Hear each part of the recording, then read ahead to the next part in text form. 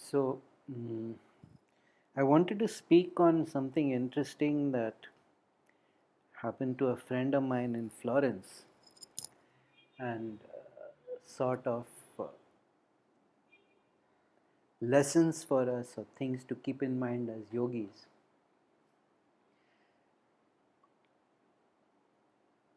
and how we can blunder into wrong behaviors without any intention to do anything wrong, just because the yogic perspective is not functioning at that moment. So my friend had gone to Florence to attend some kind of personal transformation retreat, probably a process lab kind of thing, and it was led by a poet, and there was lots of very deep level psychological work. Difference between psychology and yoga, I always, it was, so it was fine, and she attended it, and she discovered some things about herself, which was that she didn't want to, her normal behavior is to be very extroverted, ask a lot of questions, and this time she didn't ask a single question and she was very introverted. So that really kind of jolted her, because that was so contrary to her entire life experience. And she also went to some church, and you have to go up a spiral staircase, and there are murals painted all over, and the murals start with the torments of hell. So she didn't like Florence because she says it's like the whole place is a living museum. Whatever happened in the Renaissance, and everybody is still living off that. And the fact is, even during the time of the Renaissance, the kind of mindset and the kind of people, it was a pretty brutal time. Even though it was an exceptionally creative time, she, because she is my very close friend, she understood that Asura Prakriti had full free reign over there.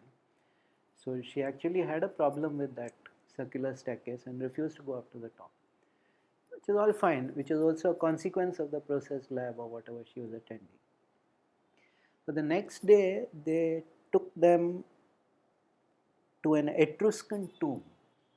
Now, the Etruscans are forerunners of the Romans. They are very strange people. They are people with exceptional culture and civilization, but we haven't managed to decode their script as yet, and we just know that they used to be there before. And it was very fascinating for me, because what they were doing was so correct from an instinct point of view and so wrong from a practical point of view. So basically, they went there to the tomb to lay to rest all those aspects of themselves which are no longer truthful, valid, authentic, or serving them. That was the idea, that we are going to the tomb, and these parts of our life, or these parts of ourself, which are now shava, which are now dead, we have to lay them to rest so that we can progress. Those things which are no longer true of us, no longer authentic to us, no longer alive in us, we lay them to rest and we move on. Now in yoga, that is well understood. In yoga, that is what you're doing all the time basically. You're basically killing all your limitations and and it is called samharaka. Samhara is to dissolve those things which are no longer serving life, are to be dissolved. That is why Shiva does that job. Those things which no longer serve evolution are to dissolve. So it was not a very pleasant experience for her, and she liked the concept, and there was everybody in the group. The next day they were all going on some be with nature walk or whatever, because after all it was run by a poet, so all those sentimental romantic notions have to be there. And she didn't want to be with the group, so she said, let me go back to the tomb. And she went to the top of the tomb, and she was going to take a picture, and she saw this, in her viewer, she saw this very fiery, unusual wolf glaring at her. And she got completely disconcerted and then decided not to go into the tomb. And so she called up and asked. Now she has learnt the breaths from me, and she's also very dedicated to Jaggi Vasudev. So she said, I felt it was like you guys were protecting me. It was you actually, that you were growling and like, don't go inside. And it kind of really shook her up very deeply. And I said, what you saw is a threshold guardian. You know, now we call them Dwarapalas, which is a very sad way of, but the Etruscans were a very ancient culture. They were a very powerful people, and surely they must have. So then I kind of riffed a little bit and I started telling her, see, yes, it was a thing, please don't go back again, because I found that whole process very offensive. I said, what do you mean? What do you mean by taking your pathology and your illness and excreting it into somebody else's sacred place? Did your leader of the process have the permission to contact the people who are buried there? It might have been a sacred site. Did he have the ability, because the yogis have the ability to ask the genius loci, the genius of this place, the spirit of the place, do we have the right to come and do this process here? On what basis do you just go blundering in like this, like hippopotami, with your pretension of spiritual evolution and personal transformation, and essentially excrete into what is the sacred space of another culture and another faith? How dare you use that as a toilet? You use that as a psychological toilet. This is my dump. I'm dumping my. And she was horrified. Like, it never occurred to me to look like that. I said, that is because the Westerners have very little reverence. And yogis understand everything with reverence. We understand every site, every place with reverence. In 1,000 million years, I would never go and think of putting my pain and my limitation and whatever is dead in me into somebody else's sacred burial spot. I mean, what kind of arrogance and what kind of rudeness and what kind of disrespect are we talking about here? And it never occurred to anybody, it never occurred to you. I mean, you should have spoken up. You're after all Hindu for whatever. And yeah, she was totally flabbergasted. I said, his instinct is right. Those things which no longer serve you, those things which are dead, those things which are just repeated because of habit, yes, we should put them to rest, but they are wrong in saying put them to rest. They should dissolve them, they should completely disintegrate them. Samhara. That is the whole point of that thing. That is the whole point of creating the internal Agni, so that everything that is limiting, everything that is less than within you is completely gone. And there are ways of actually putting it into a vital fire or a psychic fire, or just that the fire is active within you, the Agni Tattva is active within you, and that goes. Now, instinctively they are right. This is needed to progress. But the action that they took is so insulting and so demeaning to some poor people who are dead for 4,000 years. I was just thinking, would I go to a Harappan site? Here is my offering. Please take my. It is the. Whatever we say, this is why yogis don't like psychologists. They don't like Western psychiatry and Western methods of therapy, because there is that lack of reverence. There is that lack of shuddhi also, I would say. Because it horrified me.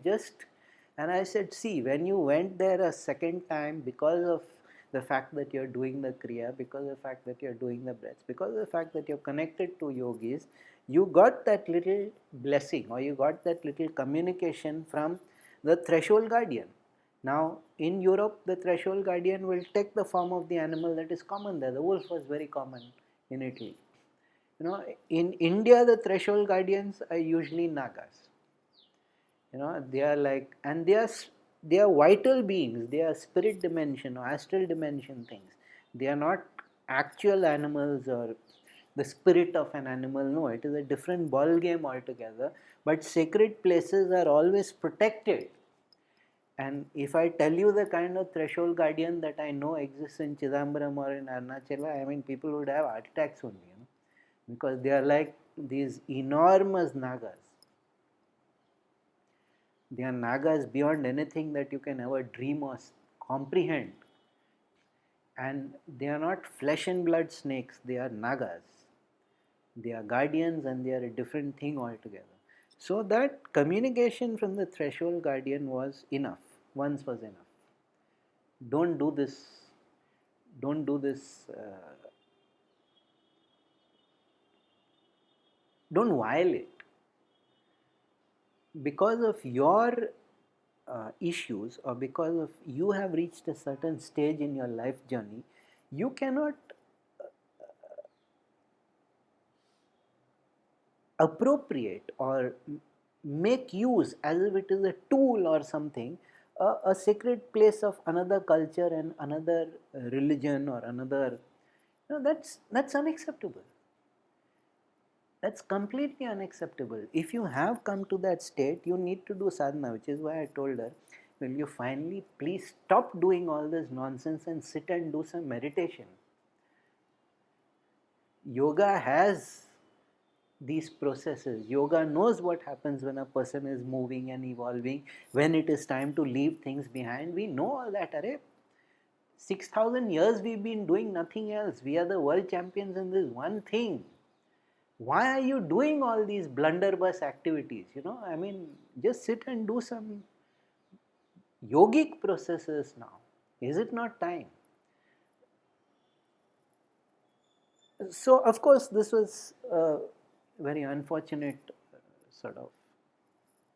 I don't know if it is unfortunate, because at least to me it showed something, that just sitting here in India, I could instantly figure out something that happened with the Etruscan. And the minute she told me about the wolf, I got full visual of the animal, and it was one ticked off. Because it's not a real wolf or an imaginary wolf or an animal spirit that was made to become the guardian. It is a vital being. It is an actual vital being which is communicating in a manner that you can comprehend because of the culture, because of the vibration of the sthalam. The place has the loci, the place, what it is called. So it is an aspect of the genius loci. It is an aspect of the spirit of the place. The threshold guardian is well understood in India. It is well understood in India, and they always say that the treasure is protected by a naga. That is a very physical way of saying, because they usually leave cobras in that place. It is true. But if there is a spiritual treasure, then usually there is also a sort of filter in place, which is the threshold guardian. Now we have the Dwarapalas, we have these human figures standing on either side of the door. Those are not the Dwara, those are actually scaffolding created to anchor the energy, if it is done well. In most cases it is not done well, it is just decoration. But if it is done well, the Dwarapalas are scaffolding to anchor the energy of whichever vital being is going to become the threshold guardian. The Dwar ka pal, the Dwara is the gateway between one dimension of consciousness and the other, and palte hain. Palne ka matlab they preserve it. They keep that gateway. They keep that gateway inviolate. They don't let people who haven't earned it go through. So it's a very old and ancient yogic process. It's an occult process. There is no doubt about it. And it's not something that was common only to India, though only in India it is still there. Only in India it is still active to this extent. But I was quite concerned also, because if that had been ignored, that warning had been ignored, then there could have been certain consequences later. And you don't want to tick off a Dwarapala. You don't want to tick off a threshold guardian, and then the kind of hell that.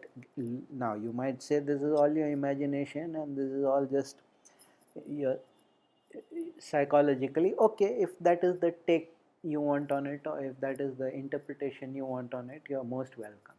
I am a yogi and I know the truth of these matters. But the lesson here is there are so many processes, there are so many yogic ways in which to dissolve what is no longer serving you. Any kind of halfway decent sadhana will automatically do it. It is geared into, in the very structure, it is designed in that way that it will do it. And even if it is not so, there are still dissolution rituals. Our entire Antyeshti is a dissolution ritual. The funeral rites, the whole. There are so many different ways. Why are you going and it just shows the spiritual poverty. This I'm very sorry to have to say this, but it just shows the spiritual poverty of the contemporary culture, that they have to go and enter into tombs of long dead. What? Because they are dead, there is no longer any respect? You don't even know what their beliefs were. You don't even know what their theology was, what their idea of the afterlife was, and you just go in swaggering in to deposit your issues there. It's a convenient garbage bin for all your psychological pain. Your psychosis and your neurosis can be just deposited into some other culture. It kind of really, the point I'm making is, as yogis, we don't need to take such risks. We don't need to do such things, because the pushback from that other side can be very strong. And I always held the Etruscans in very high esteem, but now, after knowing that after 4,000 years that Dwarapala is still on the job, that was they were really exceptional people. And it's quite obvious that they were people who had very deep psychic ability, and there were people who had very deep occult ability. There must have been some sort of yoga or some sort of occult practice, because they certainly had some kind of temple system in place. And if you have a temple system, it doesn't matter which part of the world, there will always be a Dwarapala. And very often, because they don't know how to respect the Dwarapala, respect the threshold guardian, and feed the threshold guardian, that is why the temples collapse over time. Because when the Dwarapala goes away, the threshold guardian goes away, then there is nothing to prevent the decay. But if the temple is thriving, it also means that the threshold guardian is in good shape, is in very good health. Which is interesting sidelight, but in India we have the temples, we have the puja vidhis, we are very lucky. We are very lucky where we have this unbroken continuity of these processes. It's okay to go to a place, a temple like an Indian temple, where there is so much daily puja, there is so much Agni Tattva all the time. You go to Palani and you dump everything there, it doesn't matter. Everything will be cremated in less than a second, because of the nature of the work they do with fire. But if you go to a place which was not intended for those kind of transformations, and you start fiddling with this, because you just have an instinct, but you don't have any yogic knowledge about it, then you will get into serious trouble. It's not and like I say, if you do any kind of decent sadhana, any kind of decent yogic sadhana that is taught in parampara, the situation, the sadhana vidhi will have this disillusion, the samhara aspect to it. Why get into these? Well, I suppose because there is an aspect of display that is so dear to everybody, and there is an aspect of doing things in a communal manner that is so dear to everybody. But this is absurd, and especially as yogis, we should never, ever get into a situation like this, because I'm sorry to say this also, but this is bad karma. No doubt you did not intend anything really bad there, but you did it. And as I'm very unpopular for saying it, but karma doesn't care about your intention. What you do is what you get. So Now, I don't want to publicly on YouTube, I don't want to put out the Samhara techniques. One technique I taught today, I don't want to put out the Samhara techniques, because unless you are in the protection of a parampara and you are in the protection of a sadhana and you have access to a guru, it's better that you don't start doing Samhara things, because people will not do the positive, they'll do the negative. Let me remove all the limitations, let me remove all the, and they won't do the Shakti build up which is necessary. And the Shakti build up, without the Shakti build up, you cannot do the Samhara properly. So many of our pujas, so many of our homams, havans, yagyas, they are all basically removal. Just remove, just remove, just remove. Now, it's very good that people came to that state of psychological awareness where these things are no longer helpful and we can lay them to rest. But this is a completely dumbass way of doing it. And yeah, this is sure to cause some offense, but I'm sorry. From a yogic perspective, this was a ghastly thing to do. This was a completely ridiculous thing to do. I suppose if you do not know yoga and psychologically you are in that state of awareness, you will seek something. A road to hell is paved with good intentions. How many times do I need to say it? So this to me was quite disturbing and quite insightful experience. The whole story was to me quite remarkable. Because in 10 lifetimes I would have never thought of doing a thing like that.